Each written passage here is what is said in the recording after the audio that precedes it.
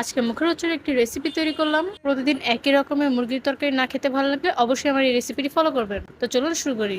এখানে মুরগির বুকের মাংস নিয়েছি এবং এটাকে ঠিক এভাবে পিস করে নিতে হবে। এবার এটার ভিতরে দিয়ে দিচ্ছি পরিমাণ মতো জিরার গুঁড়া, ধনিয়ার গুঁড়া, লবণ এবং মরিচ ও হলুদের গুঁড়া। 1 চামচ আদা রসুন বাটা দিয়ে এবার ভালো করে মাখিয়ে নিব। এবার একটি ব্লেন্ডারে নিয়ে নিচ্ছি পেঁয়াজ কুচি, টমেটো কুচি এবং শুকনো মরিচ, এগুলো সব এখন ব্লেন্ড করে নেব। এবার একটি কড়াইয়ে নিয়ে নিচ্ছি সরিষার তেল। এবার এই সরিষার তেলের ভিতরে সবকটা মুরগি ভেজে নেব।